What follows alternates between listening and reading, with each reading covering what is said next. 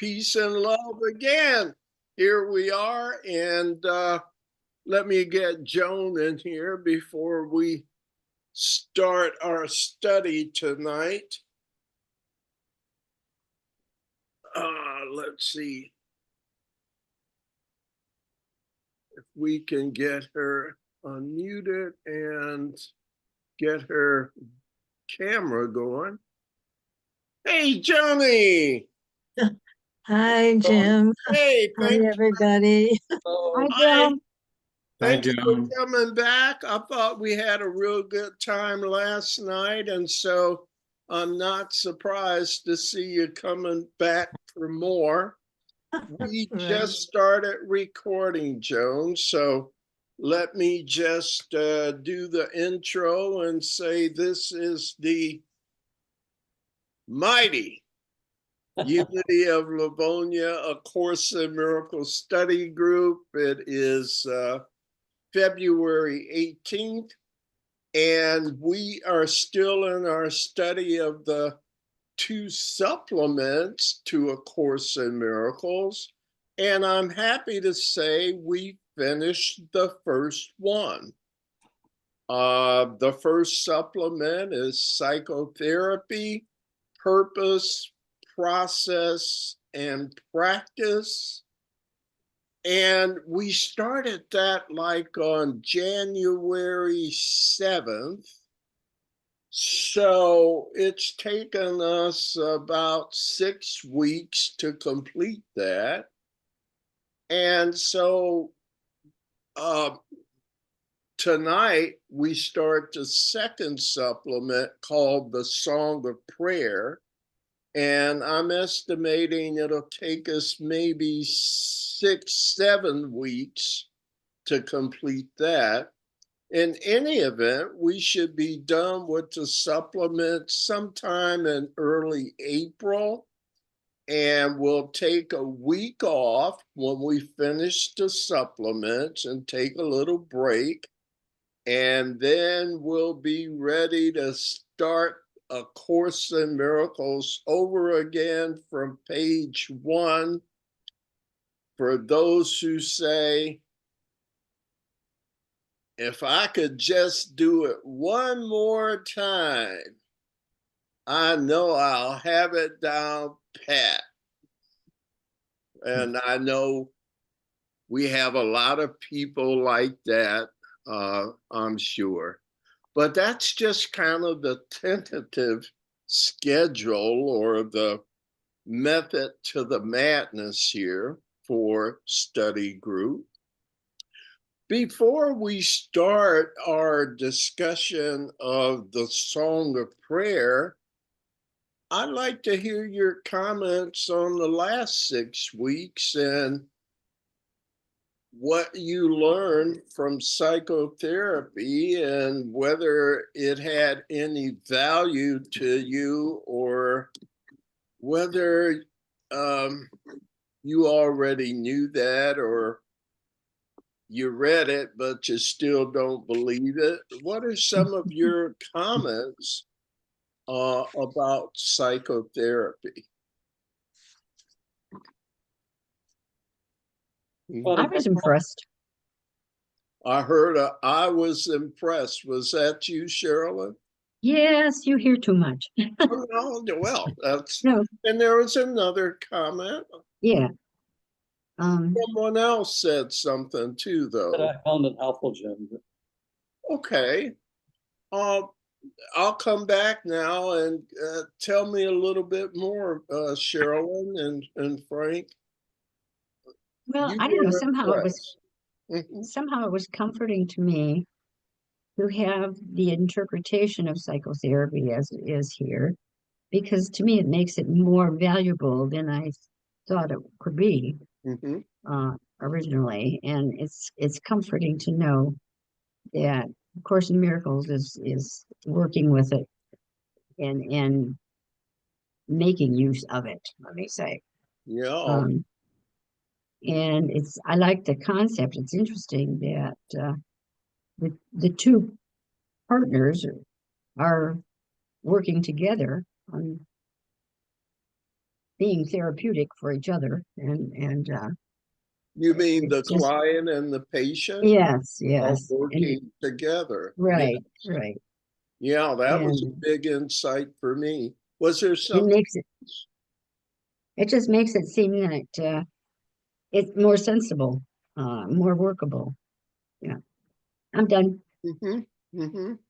How about you, Frank? Any other comments? You said, Along the same line that the therapist, the patient also becomes a therapist, Mhm. and yeah, also like the spirituality aspect of how therapy works, yeah, Yes. yeah, guiding both of us. yeah. And you see that spiritual principle at work uh, about relationships.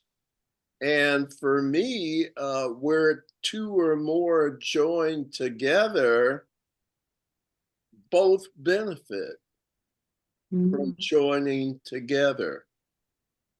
And what I got out of it was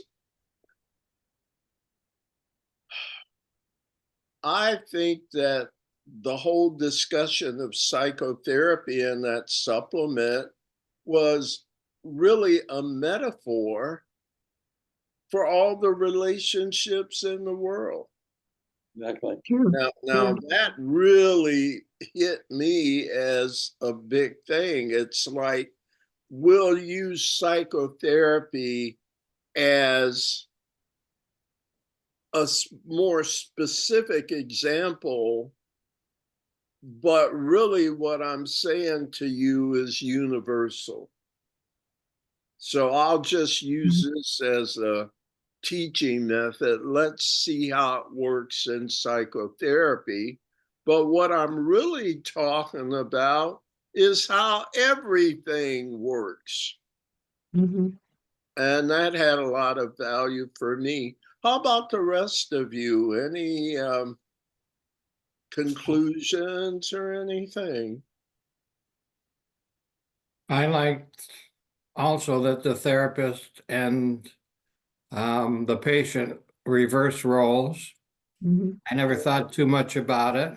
I've Yeah. been to psychologists Mm-hmm. for many years when I was younger, Yeah. Me too. and I see it a little differently now. I see that they share their roles with each other, and Yeah. they both learn and they both grow. And the Mhm. psychotherapist doesn't know as much as I thought he did or she did. I was just going to say, you may know about more about psychotherapy than a lot of the Yeah. traditionally trained therapists may know. Thanks, Ron. How about the Mhm. rest of you? Any assessment? Let's see. Well, Jan is here, but she may not be all that vocal. Feel free to pipe in if you want, though, Jan, and unmute yourself. How about you, Hilda? Any Yeah, Well, I think it's an important aspect of our growing up to be able to understand each other.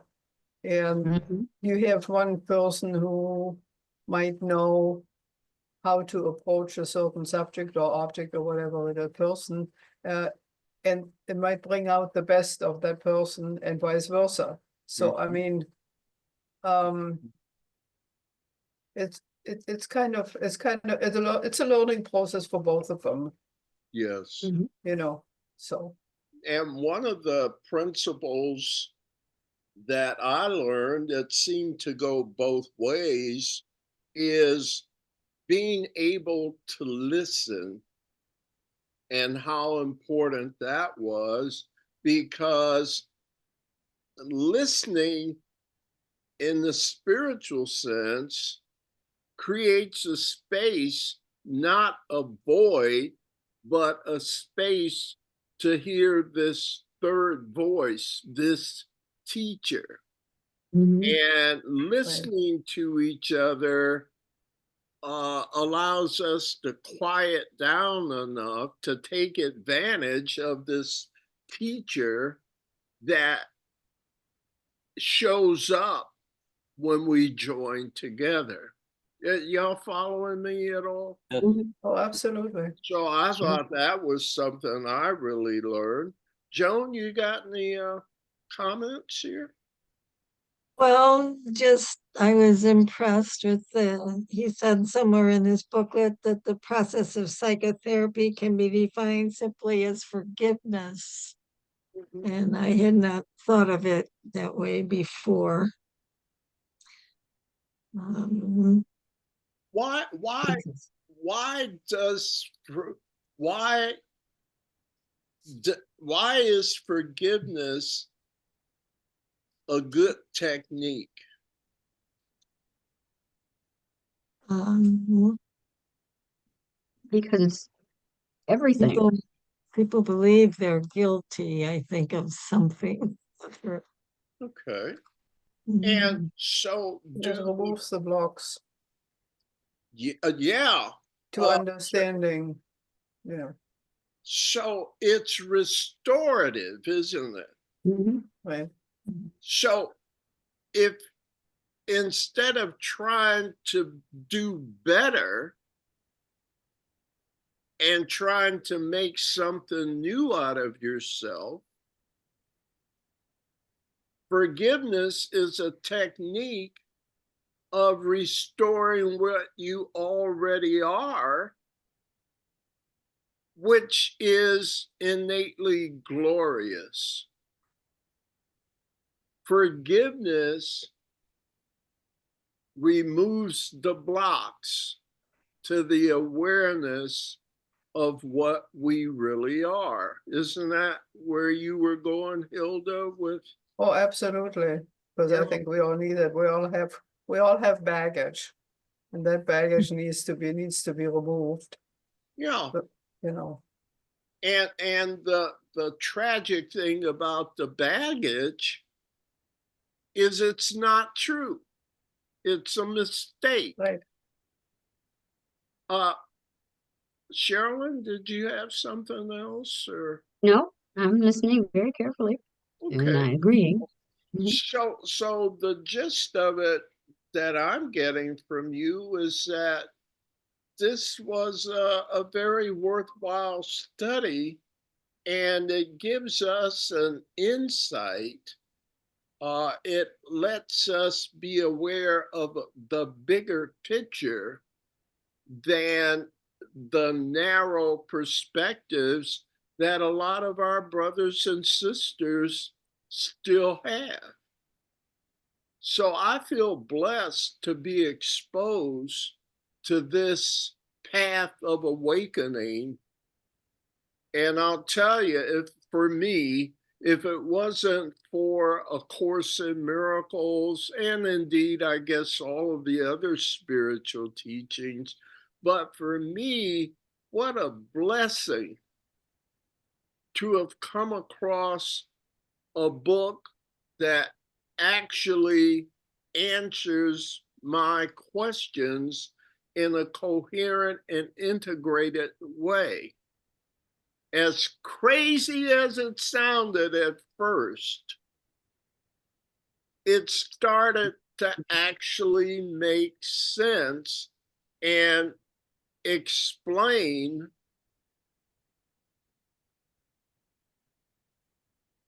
what we're going through. And it's a remarkable story that offers the happiest ending anyone could ever think of. What do you think? Mhm. Yep. So there's good news there, right?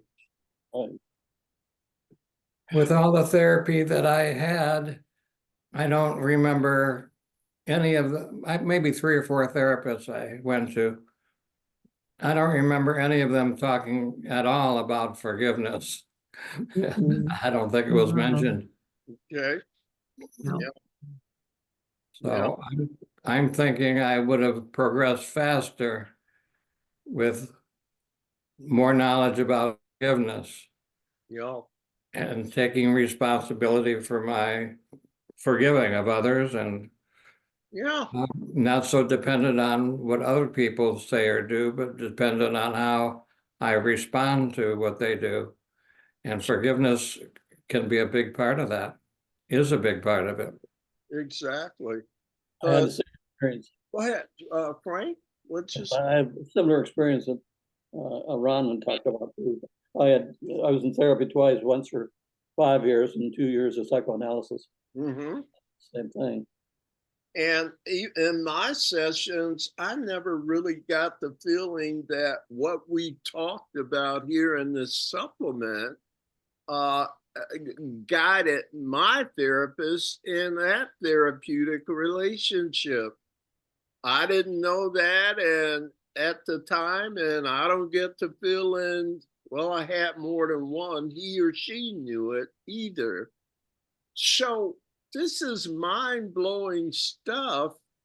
And I wonder if we should have been clinical professors at Columbia, right? If you ever need another job or something, I'm sure we do quite well. There you go. So I might dust off my resume and send it out. We'll see, right? But the other thing for me is, what does this say about the way we treat each other? Exactly. There's a right-minded way and a wrong-minded way. And I think we're finding what psychotherapy really means. So of value for us, and unless you have something else, I think you'll find what we're getting into tonight to be no less of value at all.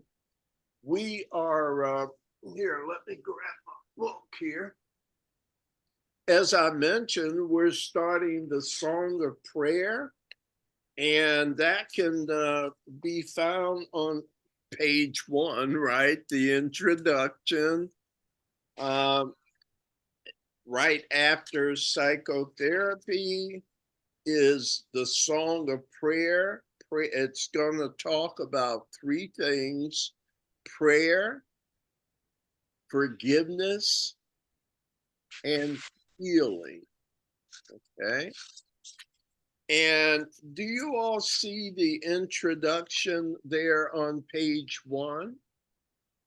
Yes. Yes. Okay. So we're in section number 1 called prayer. And that's where it starts out with an introduction to this section. So let's do the usual. Anyone who does not want to read. I Oh, think I might want to pass. all right, Hilda's out. Anybody else does not want to read? Okay, that makes it easy. Sherilyn is 1. Frank is 2. Jan's not reading tonight. And by the way, Jan shared with us she may not make it through the whole session. So computer's down and she's on her phone, and it may run out of charge at any time. So if she pops out, we'll know what happened. At any rate, Sherilyn 1, Frank 2, Ron is 3, Joan is 4, and I'll be reader 5 tonight, okay? Okay. All right, I can't wait. Go ahead, Sherilyn. All right. Introduction. Prayer is the greatest gift with which God blessed his Son at his creation. It was then what it is to become. The single voice created and creation, the single voice creator and creation share. The song the Son sings to the Father, who returns the thanks it offers him unto the Son. Endless the harmony, and endless too the joyous concord of the love they give forever to each other. And in this, creation is extended. God gives thanks to his extension in his Son. His Son gives thanks for his creation in the song of his creating in his Father's name. The love they share is what all prayer will be throughout eternity when time is done. For such it was before time seemed to be. Frank, paragraph 2. To you who are in time a little while, prayer takes the form that best will suit your need. You have but one. What God created, one must recognize its oneness and rejoice that what illusions seem to separate is one forever in the mind of God. Prayer now must be the means by which God's Son becomes separate goals and separate interests by and turns in holy gladness to the truth in its Father and himself. And we may as well finish. Ron, how about paragraph 3, sir? Yes. Lay down your dreams, you holy Son of God, and rising up as God created you, dispense with idols and remember him.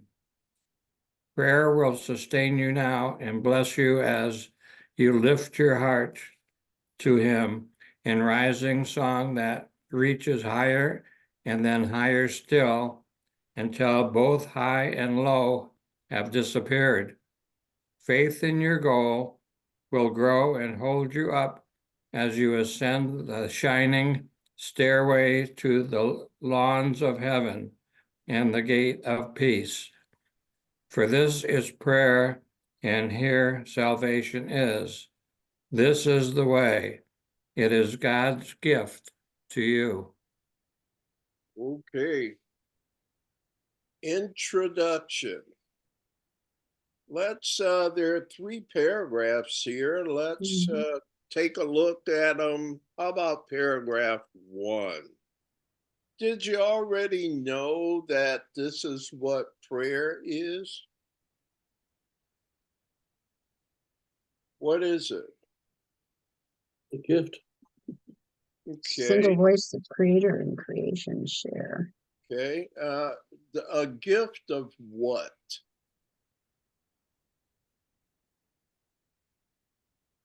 Gift of oneness. As we're talking about, it's like an eternal loop. All So right. the Son worships the Father worships the Son, and thereby it becomes a complete. It's complete, which means then it becomes oneness. So how is prayer? What is prayer in terms of usefulness to you?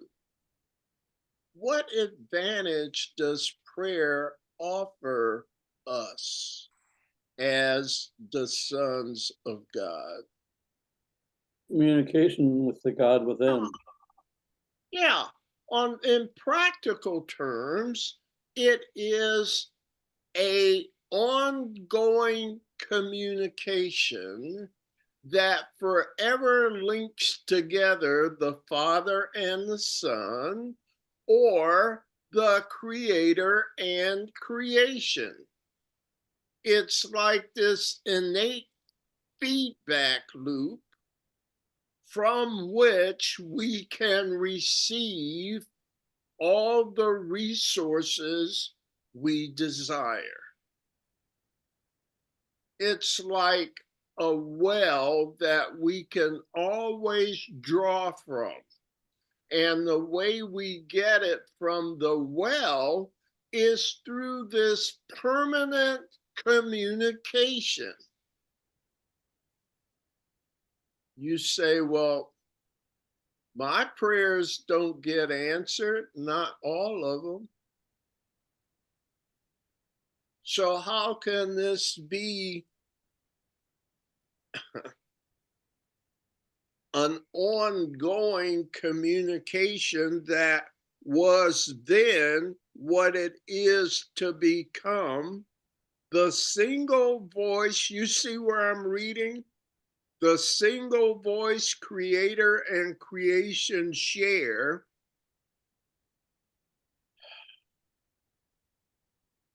Do you see where I'm reading? No. Yes, okay. Paragraph 1, okay.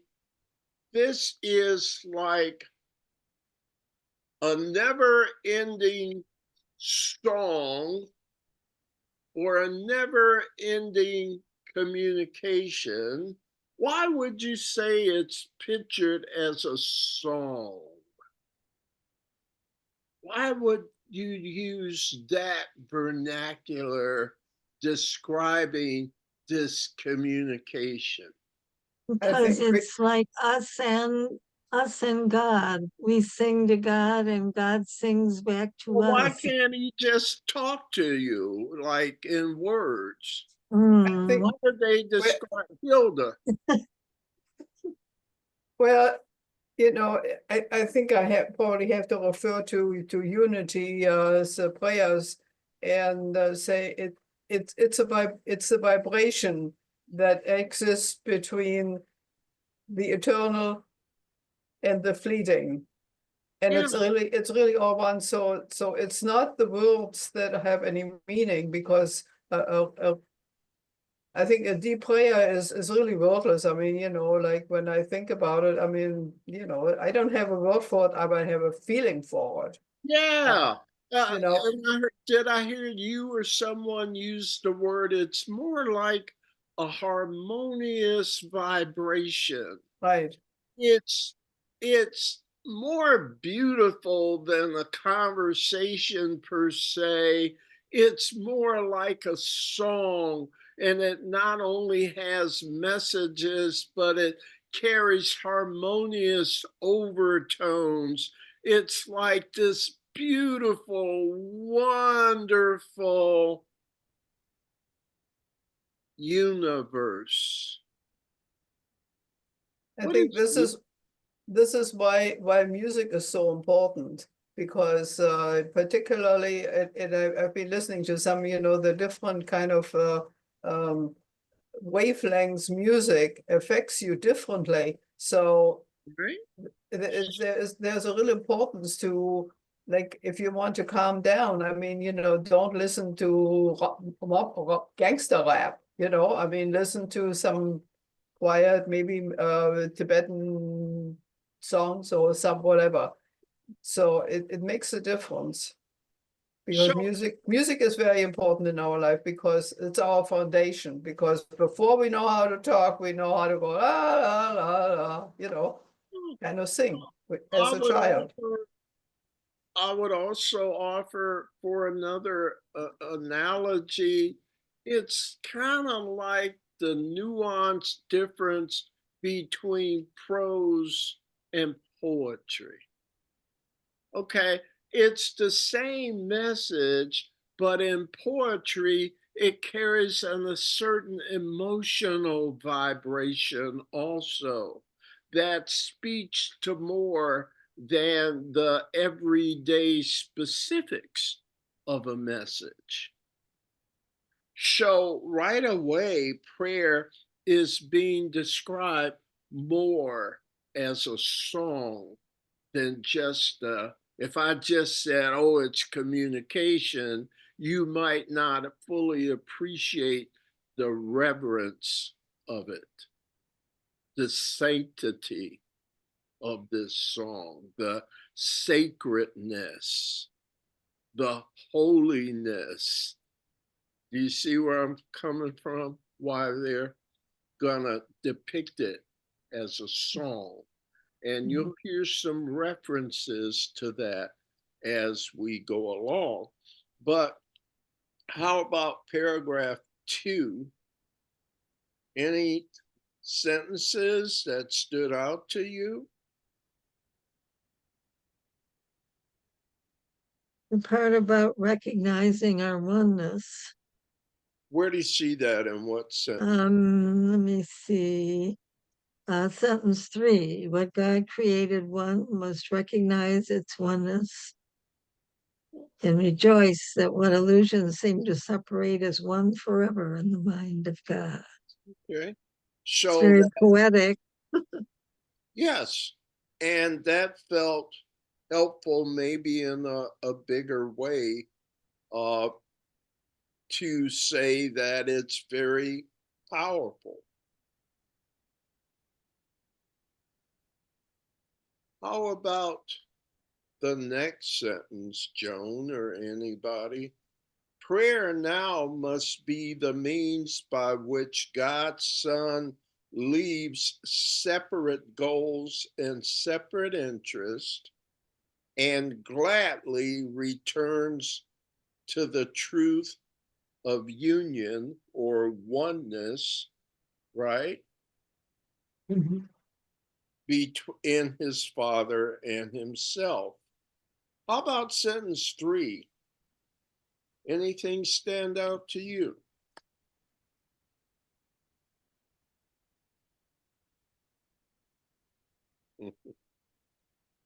That's what John was talking about. Which was? Sentence 3, what God created, one must recognize its oneness and rejoice at what Oh, yes. illusions. But I'm Right. talking now, unless there is more. I was in paragraph 3, Hildegard. Oh, sorry. Oh, that's all right. But yeah, Joni did speak to that. But in paragraph 3, intriguing line to me. Sentence 2, it's a long sentence. Prayer will sustain you now and bless you as you lift your heart to him in rising song that reaches higher and then higher still.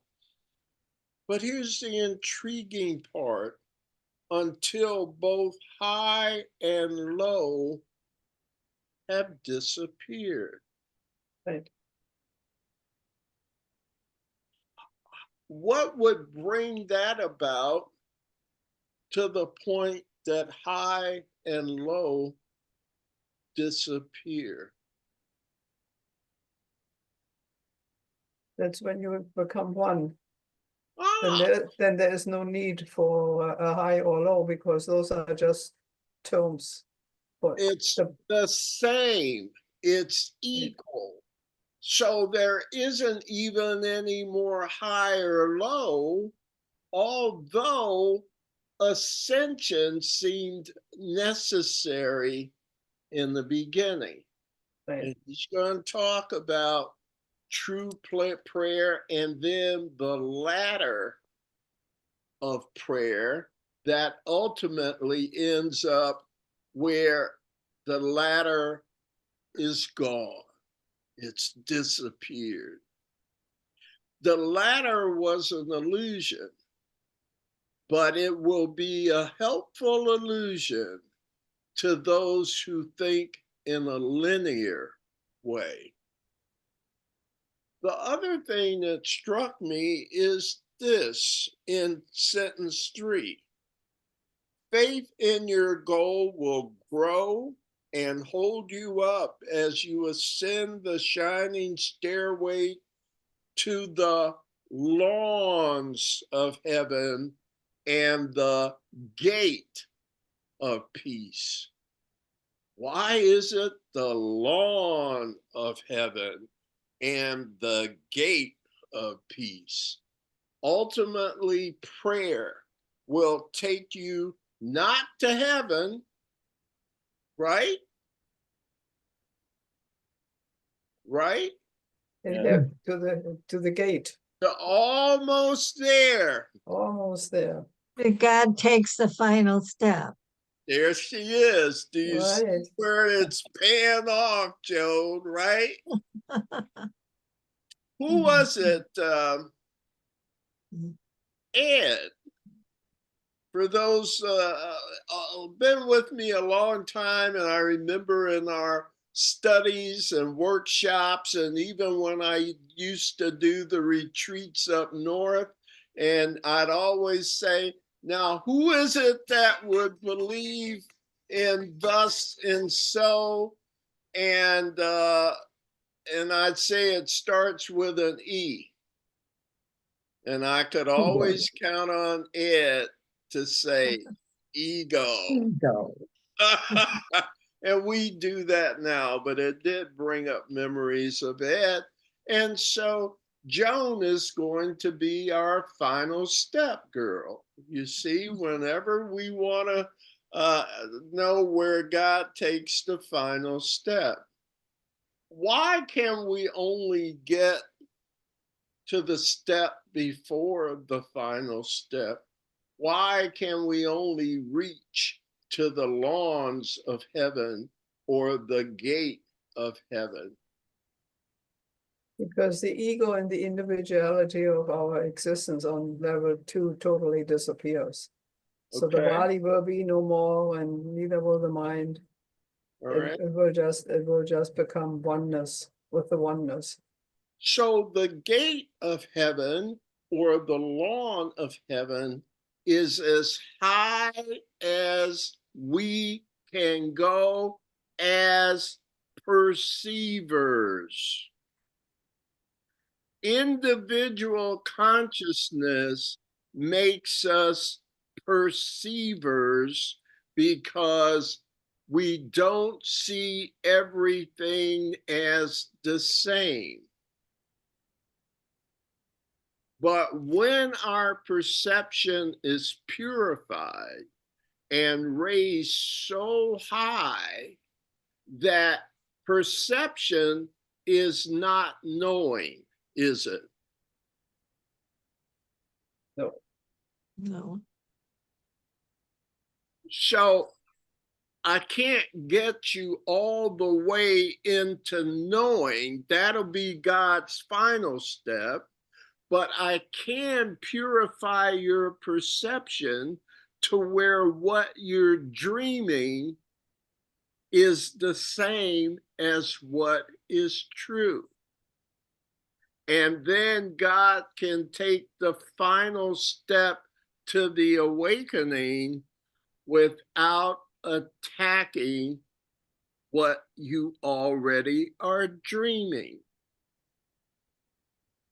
Do you see this as another example of that theme we're always talking about?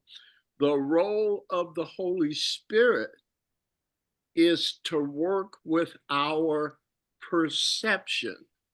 The Holy Spirit works at the level of level 2 to make level 2 look like level 1. The same as when high and low disappears, level 2 and level 1 will look the same. And once they're the same, there's no difference between them. They're equal. And so it can blend back together without conflict. Another example of what the Course teaches in the main part of the book. Maybe I went on too much on that part, but are we off to a good start with the introduction now? Yes. All right, I'm perked up here already. Joan, did you read yet? No. Are we at true prayer for you then? Yeah, number 1. Okay. True prayer.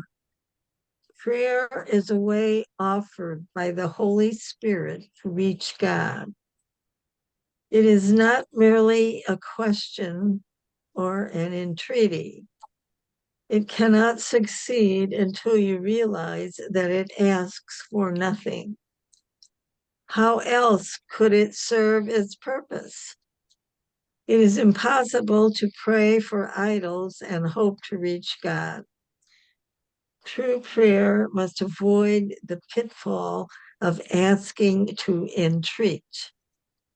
Ask rather to receive what is already given, to accept what is already there.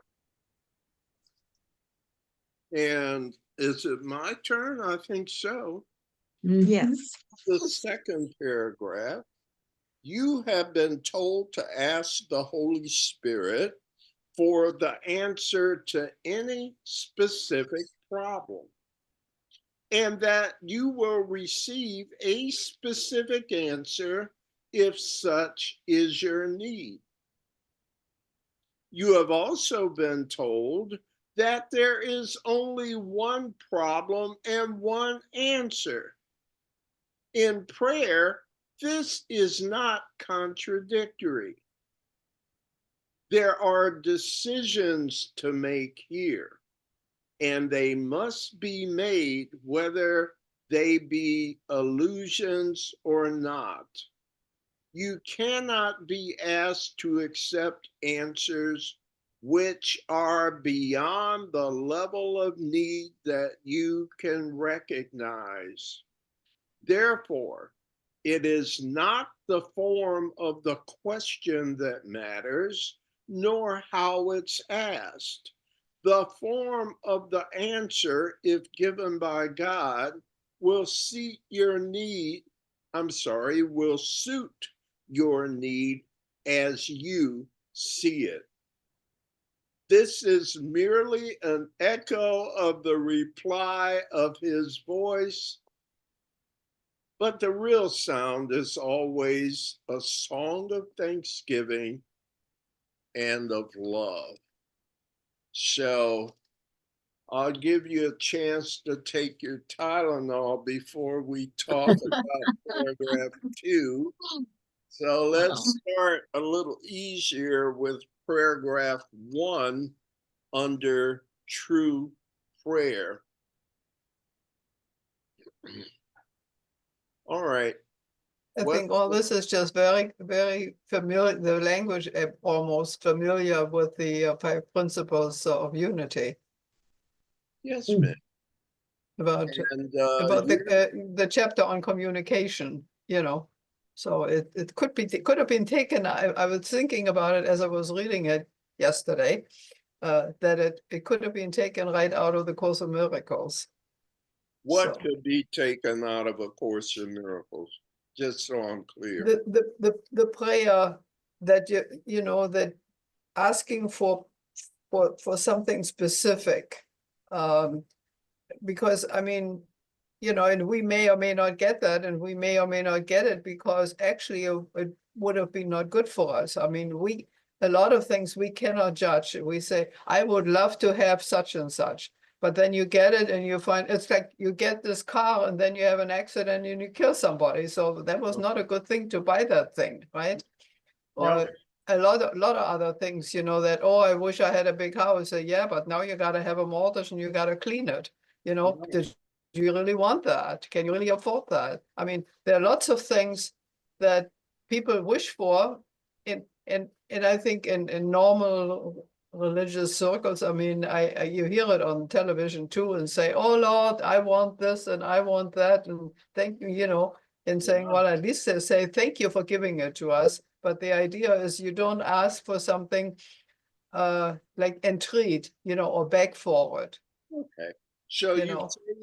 you're aware that a prayer of entreaty is a prayer that asks for things. Right. And isn't that what we've been taught prayer is? That the world teaches prayer is all the way from the time we're little kids until we're adults, and maybe you bestseller, The Secret, how to get what you want, right? How the universe will give you anything that you want. But they didn't tell us about the snag in this. You've got your books with you. Look at workbook lesson 24. And it's on page 36 in the workbook for students. Somebody read the title. I do not perceive my own best interests. And turn the page and read the title to lesson 25. I do not know what anything is for. So how can you be sure that you know what you want? Don't know. That's what the bestseller didn't talk about. Okay, the secret. Here's how to get anything you want. The universe will give you whatever you want. Well, what if you don't know what the hell you're doing? The universe will give you whatever you want. So you better want carefully and with some reasonable basis for what you want. Because the universe will give you stuff that's bad for you as easily as it'll give you stuff that's good for you. And if you recognize that you do not perceive your own best interest as an individual consciousness, and that you do not know what everything is for, and you think that this body is endowed like some idol with worth, and that it is all knowing. It is not. So why would you trust it to know your best interest? Isn't that what the Holy Spirit is for? To guide us? Yes. But that's not what the world teaches you No. is your own best interest. It says you have your own truth and you know what's best for you. That's what the ego says to us. Yeah, I'm thinking about that chart we put up last night, Joan, where we talked about the separated or split mind. You are that organism. It's contained in your body, the split mind that is thoroughly confused because it has two voices in it instead of one. Separate heavens, I tell you, it sounded like a great idea, but it comes with a lot of problems. Who wants two voices in their head, especially when they're saying the opposite things? All right. The devil made me do it. Did we get to paragraph 2? We're back in the song of the truth. Yeah. And I read, right? Yes. All right. What are your thoughts here? That was a long paragraph. And how about the contradiction that Jesus notes here? And he says, you have been told to ask for specific things, for specific solutions to specific problems. And yet, now that will be done, but how do you reconcile that being done with the fact that you have only one problem and one answer? Or am I making too much out of that? Do you even see it?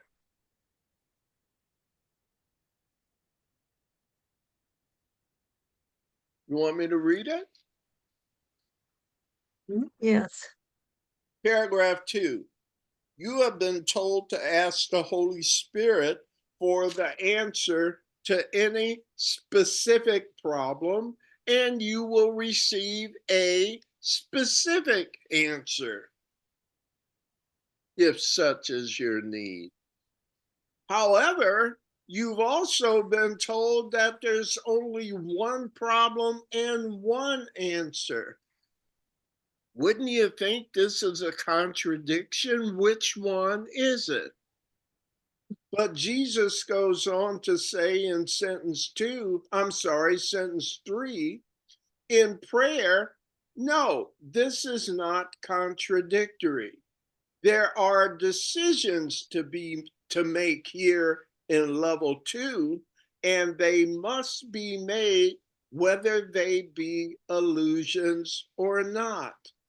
You cannot be asked to accept answers that are beyond the level of need that you can recognize.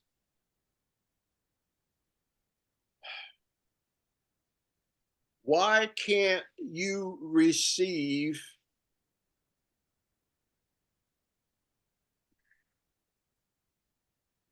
what it's saying is you cannot be asked to accept answers that you're Yeah. not ready for. Right, beyond your understanding. Okay. As we grow, you know, we can then eventually lead a little further up, a little further up, a little further up. So this We may have to learn. It's a learning process. That's why we're Yes, here. So we have to learn. that is the mechanism, the teaching tool at play here in a linear universe where things have to be done step by step. Now, the reason they have to be done step by step is free will, another gift from your creator. I can give you the whole answer, but if you don't recognize it, what good would it do? Right. So love would have it morph into things you can understand. But that isn't the real answer. I have to give you the answer that you're willing to accept, moving in the right direction. If you're not ready to fully move in the right direction, what good is the whole answer? This may sound a bit crude, but do you remember in the Bible, there's this phrase that says, don't throw pearls to swine. It's not being derogatory of swine. It's that swine Well can't meant. understand pearls. Don't need them. So don't waste your time there. Give them what they're ready. How about some slop? And they'll go yum, yum. Okay. But what you're giving them is not really slop. What you're giving them is the one answer. It starts with an L. Love. But that's more than they're ready to accept. So we'll morph it into something in the right direction that they are willing to accept. Okay. Which is, That's deep, right?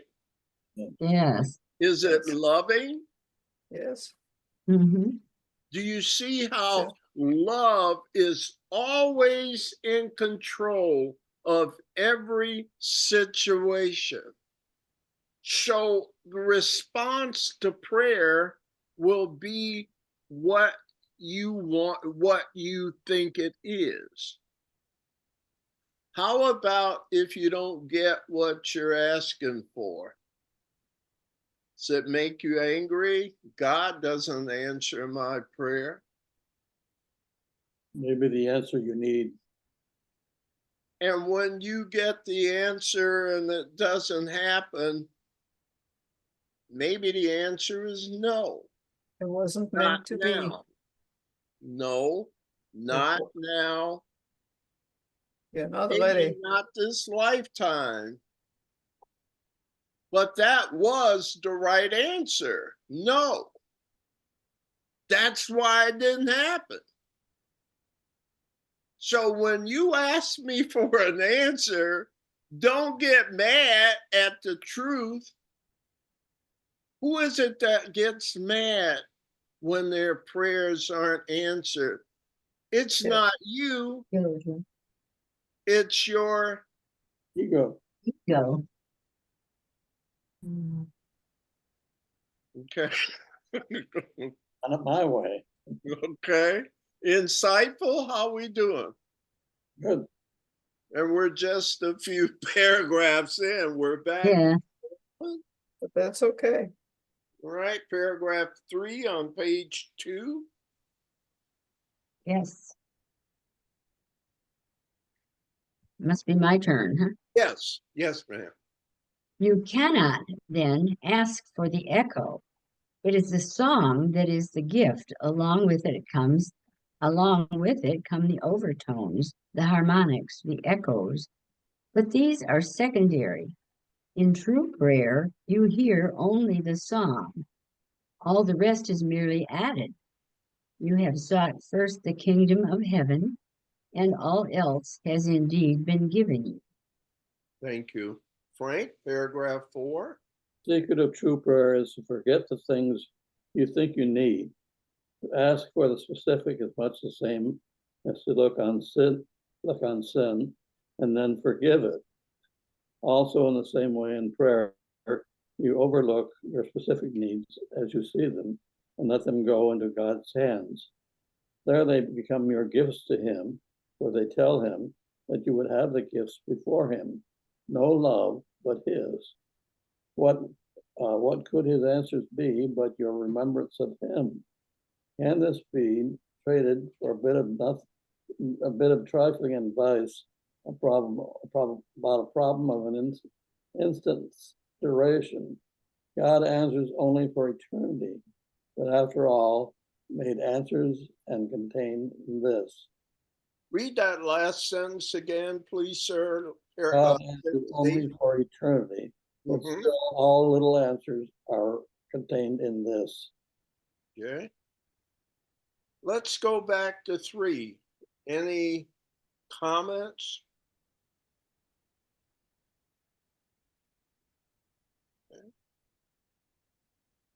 Maybe you'll only hear the echoes of the answer.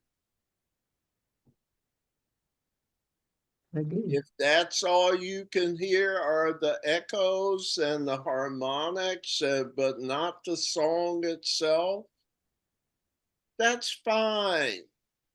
If that's all you can hear, that's the way it'll appear to you. Hmm. I'm not going to give you what you can't recognize yet. But maybe as you move up the ladder of prayer, which I'm going to describe on page 3, do you see that section? Mhm. You'll get the song instead of just the ambiance to the song. Okay.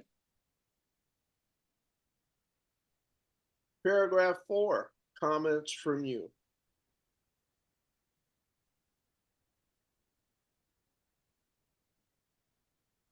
I like the first sentence that says, the secret of true prayer is to forget the things you think you need, Okay. which to me tells me we don't know what we need. Yeah. Hmm. And so you raise these technically pitiful little problem of no more than an instant's duration, and you ask for the greatest glory. You ask to put aside the greatest glory there is, and all you want is something for your pitiful little puny self that you have been taught that you are. It's almost disrespectful, isn't it? I'll help you fry your little fish. Okay. But that's not really what this relationship is about. Okay. I'm not your little go do this guy. Okay. I'm not somebody you come and put on your little pitiful face and get handouts. That is not what this relationship is about. You have been poorly taught about what you are and what I am. So there's a lot of conflict here. And as Ron was saying, the first secret is to forget about the things you think you need. Oh, that's right. You don't need them.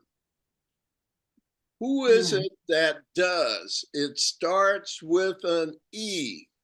Ego. And that is the whole problem.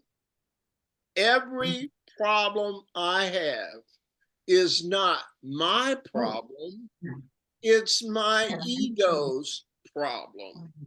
And if I think my ego is me, then I suffer the same consequences it does.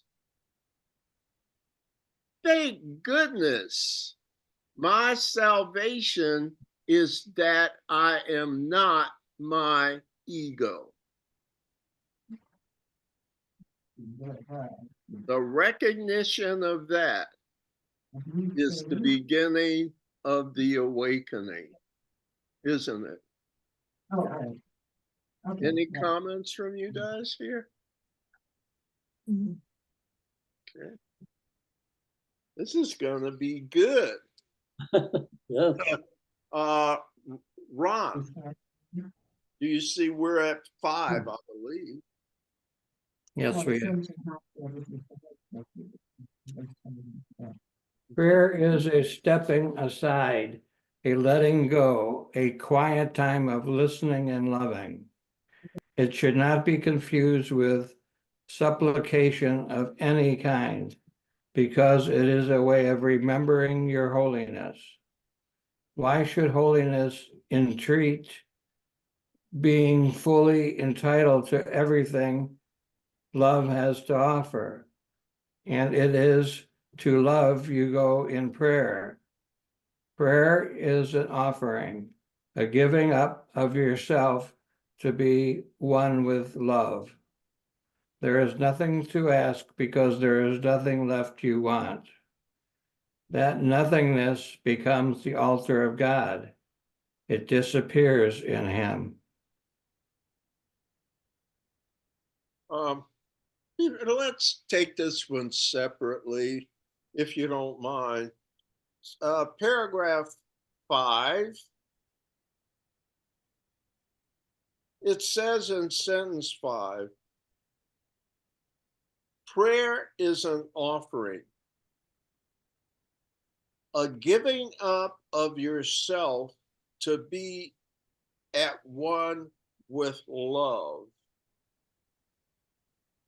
Why is it so important to be at one with love? So, what is it about love that makes it so important that we partake of it? Well, that's what we really are.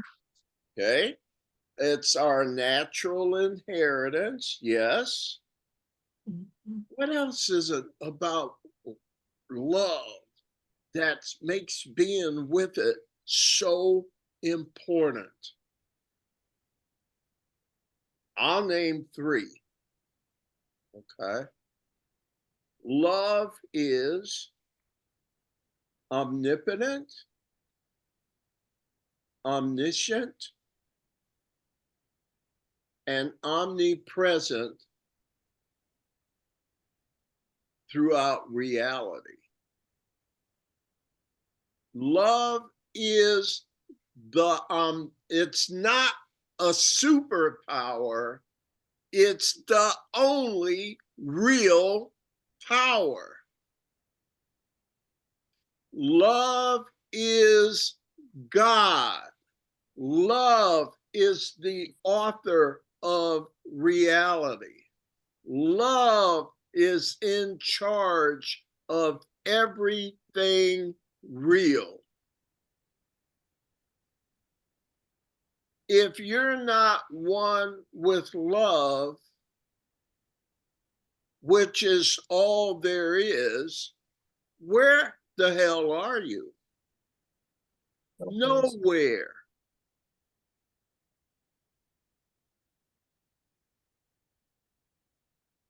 Do you see why it's important to stay in touch with love? And prayer is the means. Now, notice this kind of prayer isn't just the kind like you can only do it when you go to church and you kneel, or this kind of prayer is not the one that you get on your knees beside your bed at night. Now I lay me down. This is not prayer. Prayer is the continuous song sung by the creator and the created continuously in reality. It can be blocked by the capricious nature of these illusory thought systems that you so love, that you believe and love. It was made from your belief. And your belief is made from what you want.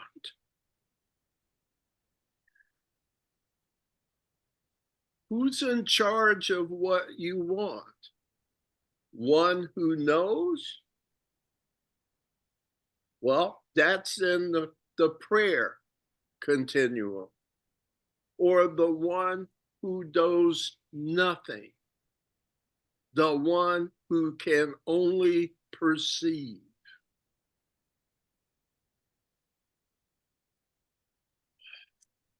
You got two voices. You can't get rid of them yet. It will be a progression here in level 2. But that's a mess, eh? And the ego is strong in me. You know why? Because I made it. And you know what I used to make it? My God-given abilities. They were made using love, and it still works even when it's in the wrong direction. Why? Because love lets you be free to a point. But love is not going to ever let you go. You can want to go, but love has something called grace. When are you going to put away these sharp-edged children's toys and come home? Not yet. All right. Take your time. I can afford to wait because there is no time. It'll happen in an instant, in the twinkling of an eye. That's from the Bible too, isn't it? Oh, we're doing Course in Miracles, so sorry. Okay. Other things from you in paragraph 5?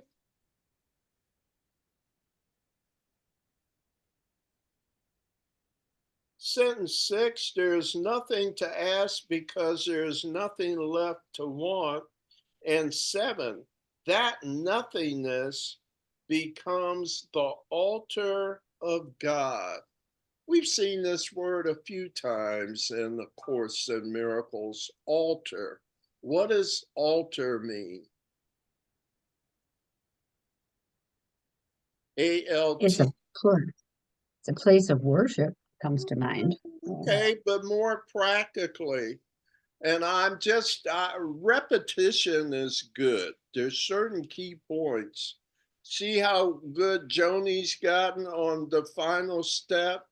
Somebody's going to remember that altar means the same as altar. ALTAR means the same thing as ALTER.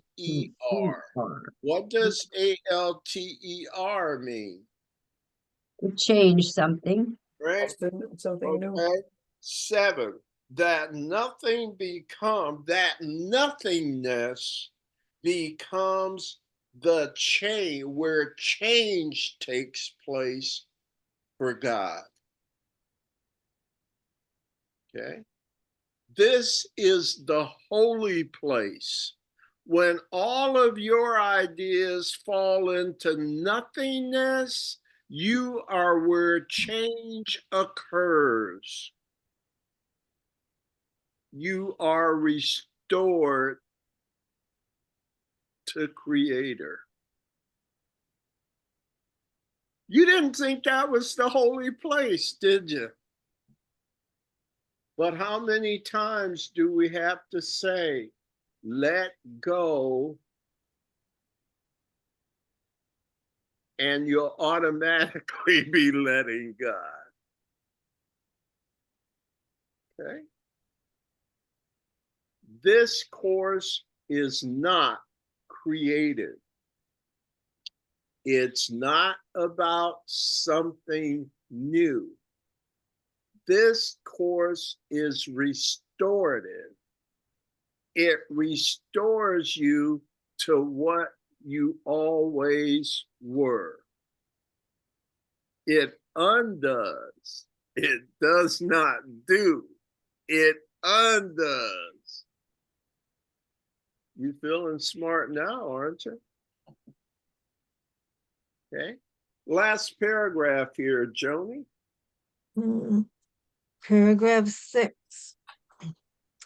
This is not a level of prayer that everyone can attain as yet. Those who have not reached it still need your help in prayer because their asking is not yet based upon acceptance. Help in prayer does not mean that another mediates between you and God, but it does mean that another stands beside you and helps to raise you up to Him. One who has realized the goodness of God prays without fear, and one who prays without fear cannot but reach Him. He can therefore also reach His Son, wherever He may be, in whatever form He may seem to take. Paragraph 7.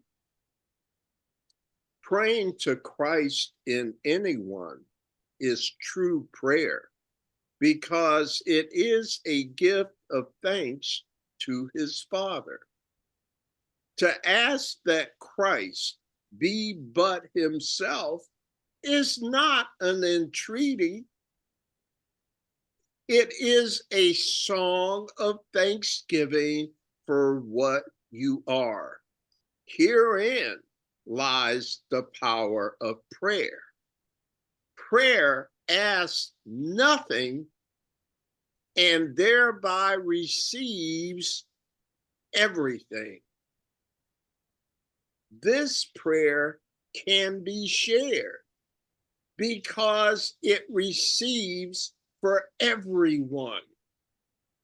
To pray with one who knows that this is true is to be answered. Perhaps the specific form of resolution for a specific problem will occur to either of you. It does not matter which. This sounds like the therapist and the patient, doesn't it? It does not matter which. Perhaps it will reach both if you are genuinely attuned to one another. It will come because you have realized that Christ is in both of you.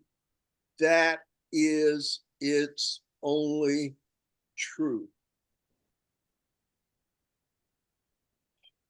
So it's talking about praying now a little bit with others, although it's going to devote another more detailed section to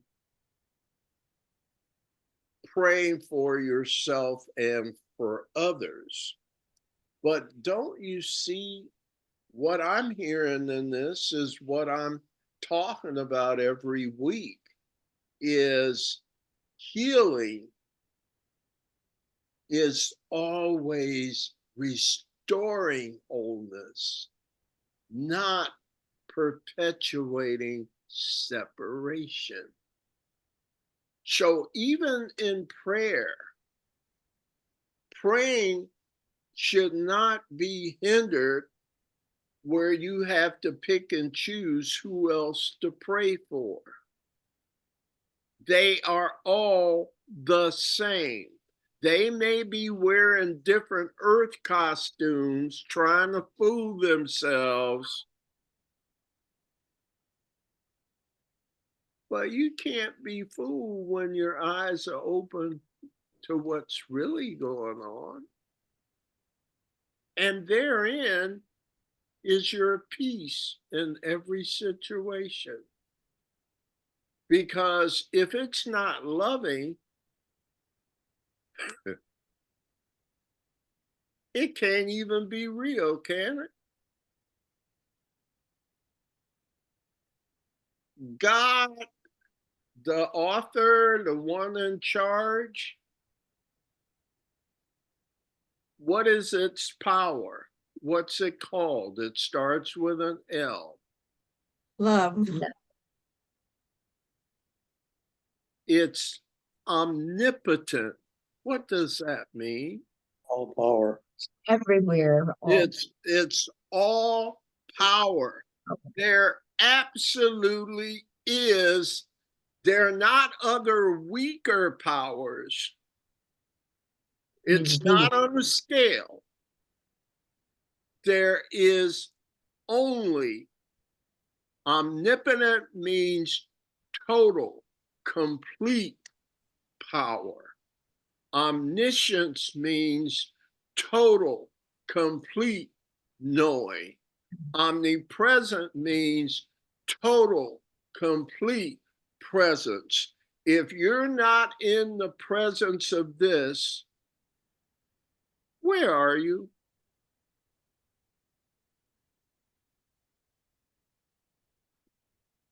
You're in the presence of this, and whether you believe it or not has no effect except on you. You just confused yourself. And now, oh, gee, you got two voices in your head instead of one. So we finished what true prayer is, and I think Jesus wanted to start out by making that. Have you noticed in the course, a lot of words are redefined by Jesus? We get a brand new definition of a whole lot of words, and their meaning is considerably different than the meaning that we've been taught by the world, you see. Okay. Mhm. Now, I doubt that we finish this, but I'll tell you, let's just start the ladder of prayer tonight. Hey, is this too much work where we just jump right into the study instead of playing music and preliminaries first? No, Because not I for know, me. Yeah, that's fine yeah, with we're me. here for 90 minutes, but Hmm. I'm good It's with it. okay. Okay. And I think it's really helpful. Let's do the ladder of prayer. We're back to Sherilyn. Okay. Prayer has no beginning and no end. It is a part of life, but it does change in form and grow with learning until it reaches its formless state and fuses into total communication with God. To God, or even in God, or even involve, No, in its no, asking form. yes, in its asking form, it need not and often does not make appeal to God or even involve belief in Him. At these levels, prayer is merely wanting out of a sense of scarcity and lack. Okay. And Frank? These forms of prayer or asking out of need always involve feelings of weakness and inadequacy and could never be made by a son of God who knows who he is. No one, then, who is sure of his identity can pray in these forms. Yet it is also true that no one who is uncertain of his identity can avoid praying in this way, and prayer is continual as life. For everyone prays without ceasing.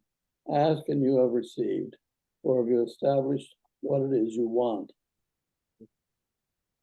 I'm thinking about lesson 49 says God's voice speaks to me all through the day.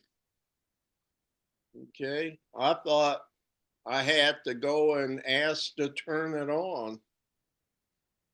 No, I've been inadvertently turning it off with my false ideas that I believe. But if I could get rid of or let go or forgive the false ideas, God's voice would be speaking to me all through the day. It didn't stop, I blocked it. Isn't that what prayer always was and will be again? Isn't that where we started in the introduction? All right. Your comments here, paragraphs 1 or 2. So in paragraph 2, that is kind of the prayers of entreaty, asking for things. And it's at that kind of beginner's level. It's done out of the ego identity of a sense of scarcity and lack. But notice that it's not completely a sense of scarcity and lack, because somewhere in the back of your mind, or even here in the world, someone has taught you that there's another realm, something outside you, or not of you, not outside, but something that is in a whole different realm. So it says you can get stuff from it. It'll save you. It'll help you out. So even your complete sense of sense or lack could not be complete because somewhere in your mind, there's this little light about another source of help, isn't there? And it's always been there. Paragraph 2.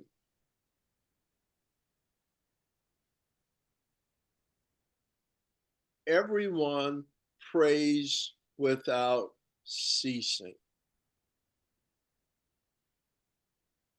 You're just blocking this communication with false teachings and false beliefs. It's a mistake. What's the great thing about a mistake? It can be corrected. Correct. Okay.